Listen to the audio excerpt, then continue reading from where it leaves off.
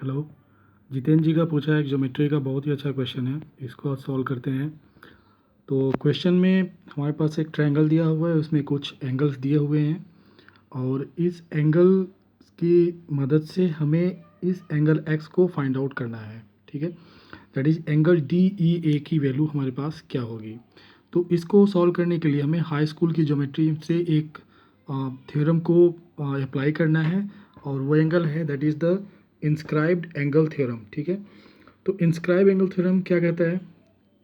It states that the inscribed angle that is this inscribed angle is half of the central angle that subtends the same arc. ठीक है, तो here अगर if you take this arc, तो centre पे जितना angle subtend कर रहा है उसका हाफ कहाँ सबटेंड करेगा? यहाँ पे सरकमफ्रेंस पे। ठीक है, तो अगर हम ये एंगल लेते हैं दैट इज़ 2 थीटा लेते हैं, तो ये एंगल कितना हो जाएगा? ये हो जाएगा थीटा।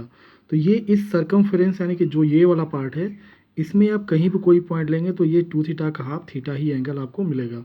तो that is subtend by the same arc. Same arc यहाँ जितना सबटेंड कर रहा है उतना उसका हाफ क्या करेगा?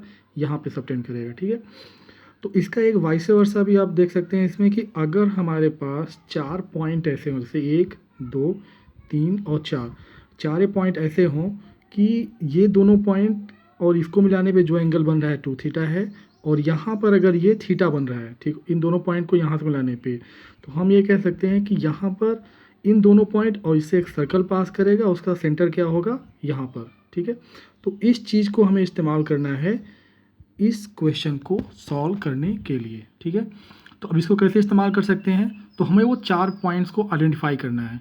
तो इसमें आपको देखना है कि कौन दो एंगल ऐसे मिल जाए जो कि एक दूसरे के क्या हों? हाफ हों। एक दूसरे के नहीं, सॉरी, एक का हाफ हो दूसरा। ठीक है, तो इसमें अगर आप देखें तो इसमें ये 10 डिग्री है और ये कितना है? 20 डिग्री। यानी कि ये वाला जो है पॉसिबल बन सकता है सेंटर के लिए, और ये क्या हो सकता है? सर्कल का कोई एक सर्कमफ्रेंस का पॉइंट हो सकता है। और इन दोनों के कॉमन कहाँ आ रहे हैं? ये 2 पॉइंट।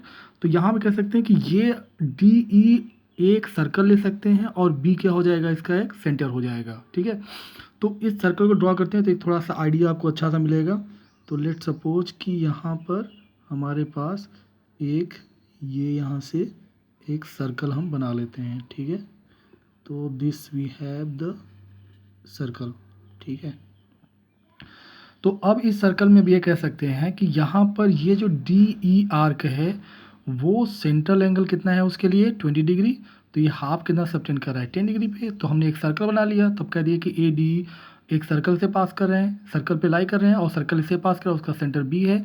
तो अब इस तरह से तो अब इस सर्कल के लिए अब डी ए एक आर्क बन गया, तो इसके लिए भी इंस्क्राइब एंगल थ्योरम स्टार इसको अप्लाई कर सकते हैं।